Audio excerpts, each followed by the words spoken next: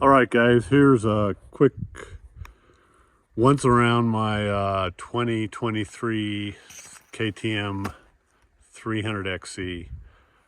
Relatively stock suspension work.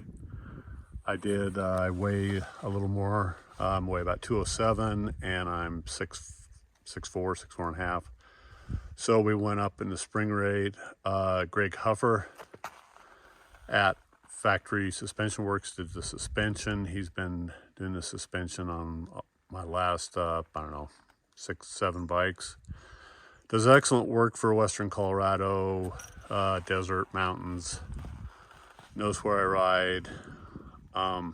Does great work. Definitely highly recommend him.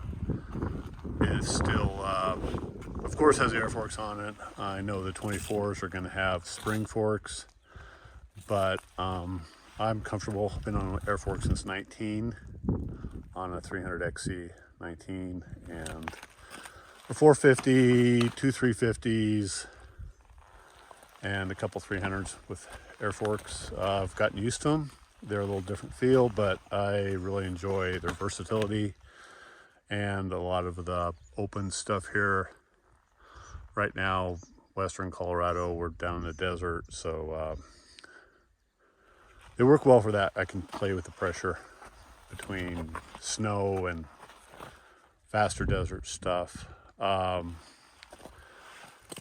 Everybody talks about the engine. The engine is incredible. Low power, high power map. Either one works for technical or wide open riding. The only thing I've done to the engine is I bought a new stator and shipped it off to Ricky Stator. They rewound it, so this bike's for the last 5 hours has the 70 plus or 75 watt capability. I will be putting a fan on it and of course a headlight for the summer. Still has the AT, I guess it's not AT81, it's a MX33 Dunlop. Actually, I've grown to really like this tire. I know a lot of people hate it, but I love it. It breaks loose a little bit on the exit of corners, I've noticed, in the sand. Looser stuff, but gives you plenty of warning. Totally controllable. I've changed the rear tire to a Shinko 520 DC, the dual compound one. It's a little bit softer. I don't know. I'd say it's probably 50, 55, maybe 60. I don't know. I don't have a drummer. It's not as soft as like an Ibex or a GX8. A little bit stiffer on the side knobs. It's not my favorite tire, but for out here, it's okay. I'm just kind of burning it up. I run a 120 18 Ibex in the summer. A lot of people don't care for that tire, but for me, it's magic. I get I get 20 hours out of it. Stock gearing is close. It's actually really close, as you all probably know, to the XCW gearing of old. The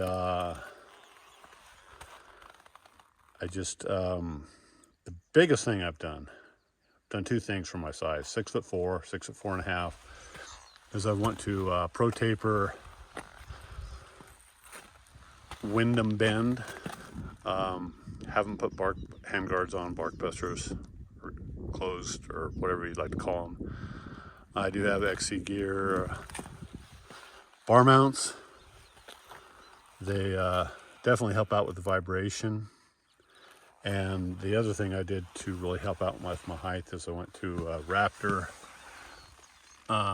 titanium pegs, 5 millimeters down, 10 millimeters back. That alone completely changed the bike and how I fit on the bike. It feels like a KTM, but yet it doesn't feel like the old KTMs. It's a little bit stiffer. Everybody talks about the stiff frame. I'm a big enough guy. I enjoy the stiff frame. It's just unbelievably stable.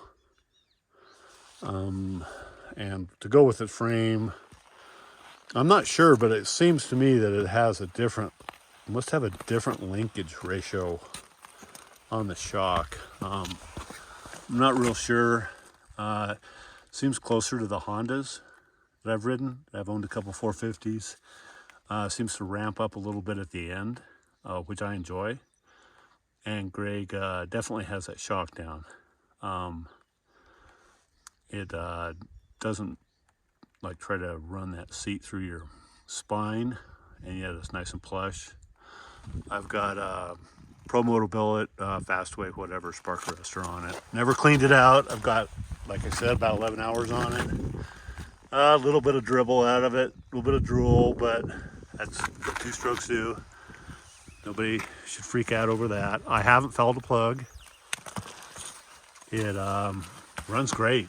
I mean, tons of power, chug down to 0 RPMs like you've got a recluse, but without a recluse, which I personally do not care for. I'm not a recluse guy. You can't control the bike with them, I don't think. It's my 2 cents. I know the frame's stiffer on this model. I love it. It's super stable. You know, it's give and take. At the end of 8 hours in the Colorado high country, am I going to be a little more beat up? Probably be a little sore. My shoulder would probably be a little more sore. But you got to trade it off for something. The stability and the non-deflection is just unbelievable with this bike. It is unbelievable in the sand. It's unbelievable traversing around some of this, you know, semi-technical sandstone stuff we ride here, or I ride out here. This trail at far western Colorado by the state line. I have put G-Rip bar ends from Slavens on it. It's got a Nihilo's concept billet housing. With a smaller cam, I believe it's the M cam, and it does seem to slow down the throttle, pull just a little bit, maybe mellow it out just a little bit. I don't know that I care for that, but having this billet, I crash a lot, and it's worth its money. XC gear bar mounts, had those on my last couple bikes, believe in those. Like I said, the Wyndham Bend. Taller bars. At this point, I haven't put closed handguards on it. I probably will. I thought I'd just try it this way for a while. And if I do, I'll probably go to some fold-away levers. If I stay with these flag style, I'm just trying these out. I haven't had any problems with them. Bounced, crashed it a few times, as you can tell. It's the bike spit me off a few times, but you know, everybody complains about the radiator cap. I don't have a problem with it. I've checked the coolant a couple times. Push down, give it a quarter turn. As long as it's cool, no problem. I've ordered when I bought the bike, I ordered a Power Parts orange seat. I like the ribbed seat for in the summer if I'm on wet, rainy days in the mountains. I think the gel in them's a little better. Really had those in the last couple bikes, really like that. Haven't put a shark fin on it. I'll probably put a Bulletproof Designs shark fin or maybe a zip tie. Haven't decided. I have tubeless in the back, so I'm running this Shinko at about 3 psi out here in the sandstone. I can air it up to, you know, 6 or 8 when going gets a little faster. Like I said before, I really like this 33 Dunlop. It's haven't even changed the tube in it. I like the way that it does let go, but it's very predictable.